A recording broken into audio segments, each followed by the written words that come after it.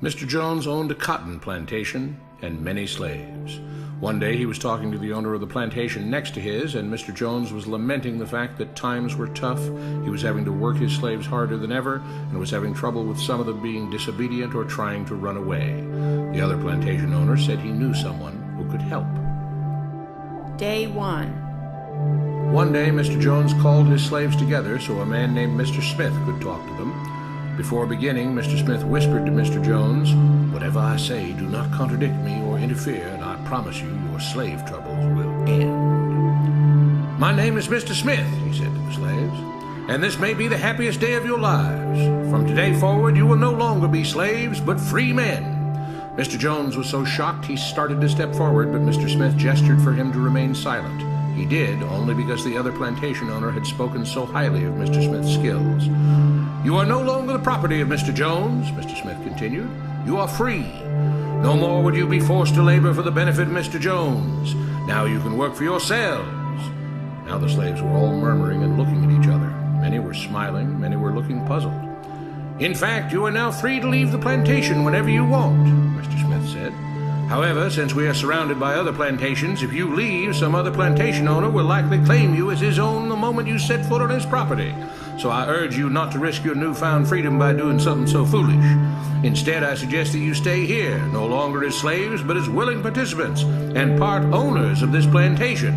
Yes, this is now your plantation." Mr. Jones bit his tongue to keep from objecting. "For now, we might as well leave Mr. Jones in charge," said Mr. Smith, "since he is the only one with any experience at running a plantation, which is quite a complicated thing to manage. But he will no longer be your master, but just another worker on the plantation. In fact, he will now be using his organizational and management skills to serve you. Whatever problems you may have had with him before, you are now all equals, and you need each other to make this work. If we all cooperate and work together, we can all reap the benefits together. In honor of this happy occasion, I present you this new symbol of togetherness and cooperation, this flag, which shall be the emblem of the new, free Jones plantation." He held up the new flag, but most of those listening were still too amazed to respond. "And this shall be our motto," Mr. Smith announced. "We work together as free men for our mutual benefit, pledging our allegiance to the Jones plantation, which stands for prosperity, liberty, and justice for all. To celebrate, everyone has the rest of the day off. Enjoy your freedom, do as you please, and be back here tomorrow morning, bright and early, so that we may begin work on this great and noble new endeavor as equal free men." Finally convinced that Mr. Smith was serious, the former slaves applauded and cheered. Day 2. "We all want this plantation to do well," Mr. Smith said at the beginning of the next meeting, "so we can all share in the benefits. We all know that it takes a lot of effort to make a cotton plantation work. Just because you're all free doesn't mean you can stop working. In fact, since you're now working for yourselves, I expect you to work even harder than ever before, but now with pride and joy, knowing that you're working for yourselves. Of course, there still have to be rules. If everyone just does whatever he wants, the plantation won't produce anything. This experiment will fail and we'll all starve. You should be thankful that Mr. Jones has agreed to stay on to lend his knowledge and skills to this endeavor, and I trust you will all do your own part to make this work. Several of you have been chosen to act as project supervisors to manage different aspects of the operation, to make sure everyone is doing his assigned job, to make sure that the rules are followed, and so on. The rest of you may head out to the fields to start your first day of work as free men." Day 3. The next morning, Mr. Smith had a grim expression on his face as the daily meeting began. "I have an unpleasant duty to do today," he said. "Yesterday, Charles was caught keeping some of the cotton he picked, presumably to sell for his own personal profit. That is against the rules. That is stealing. For that, Charles must be punished." Two men tied Charles to the whipping post. "I take no joy in this," Mr. Smith continued, "but you must understand, if we do not maintain order, if we do not have rules that we all abide by, then the plantation will fail, and we will all suffer." The whip cracked against Charles' back. "But if we all pitch in for the common good, then we can all prosper. Being free doesn't mean you should be selfish and greedy. We must each do our assigned duties and obey the rules, and then we can all benefit, and each of you will receive your appropriate share of the profits." A young man named Samuel stepped forward. "But if you and Mr. Jones decide the rules and whip us if we disobey, how is that any different from what we had before?" "How can you say that?" Mr. Smith asked. "I'm shocked. You were a slave before, and now you're free. Things still need to be managed and organized by those best qualified to do so. Do you know how to run a plantation, Samuel?" "Well, no," he answered. "But if we're free, why do we get no say in what the rules are and how things work?" "I'm surprised at your ingratitude," Mr. Smith answered. "None of you know how a plantation is run, so you're in no position to be making decisions about how things are done here. You don't seem to appreciate all the things that Mr. Jones provides for you, from protecting you from all the outside threats that you know nothing about, those who would come here, capture and enslave you if not for Mr. Jones' protection, to making sure that you all have food and housing, tools to work with, that you're cared for when sick and injured, and so on. There wouldn't be a plantation at all, no cotton to pick, no land to plant and harvest, if not for him. You should be grateful that he's made possible the level of comfort you now have. Your lives would be far worse if not for him. Nevertheless, as free and equal participants in this endeavor, from now on at each meeting, any worker may have 2 minutes to ask questions or voice suggestions or complaints." With that, the workers all seemed satisfied and headed out again to the fields to pick the cotton. Day 4. "I have a big announcement," Mr. Smith said as the daily meeting began. "Mr. Jones' cousin is here, and not just to visit and see how our project is coming along. It has been decided that from now on you will be deciding who will manage the plantation.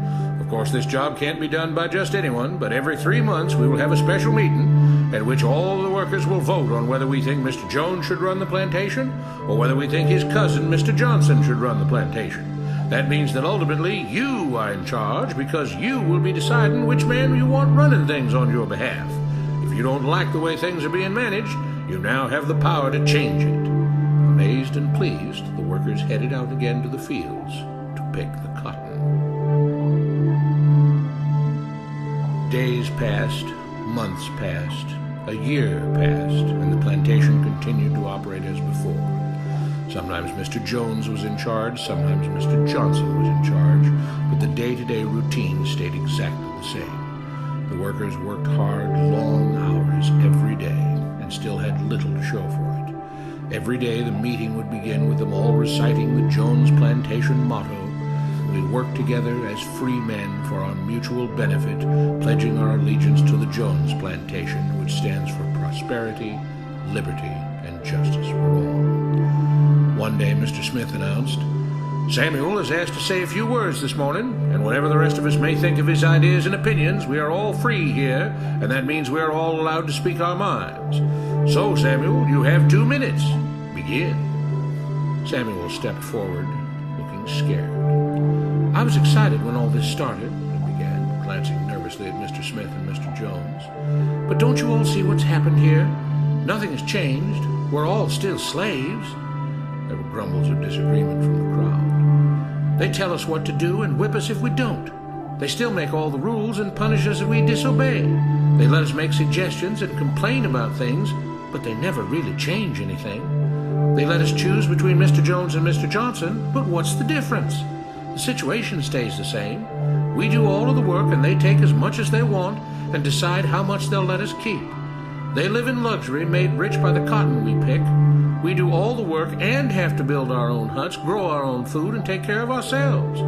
They leave us just enough that we don't revolt or run away. This is not freedom. We're all still slaves. They've only changed the words they use, but nothing else has changed. They say we're all free and equal, but we're not. They command and we obey. That's not freedom. That's not equality. They say we're free to leave, but all that means is that we're free to be someone else's slave. Why should we work or obey the rules? We didn't agree to this. They made the system. They forced it on us. They control and rob us and call it freedom. They've deceived you into thinking that being able to choose which slave master you'll work for is the same as being free. It's not. Open your eyes. If you keep what you produce, they call it stealing. When they take what you produce, they call it sharing and fair distribution. Can't you see that this is all? Your time is up, Samuel, Mr. Smith announced calmly. At his gesture, 2 supervisors grabbed Samuel by the arms and led him to the whipping post. I'm sorry, Samuel, but you've broken the rules. There are rules against encouraging others not to work and encouraging others to break the rules. You're only hurting all of us with your discontentment and your complaining and your disobedience. The whip fell and Samuel let out a grunt. Without rules, without order, all would be lost. Without law, there would be chaos. We can't just behave as wild animals, each doing whatever he pleases. We must all follow the plan and all do our duty for the betterment of everyone. And those who do not must be punished. The whip fell again, and blood flowed freely from Samuel's back. Samuel, it is you who are stealing from the others. When you don't do your assigned work, you are making more work for others. When you disobey the rules, it is you who are endangering the future of everyone else here. You are the thief. You are the criminal. You are the one trying to destroy the arrangement that keeps us all safe and prosperous.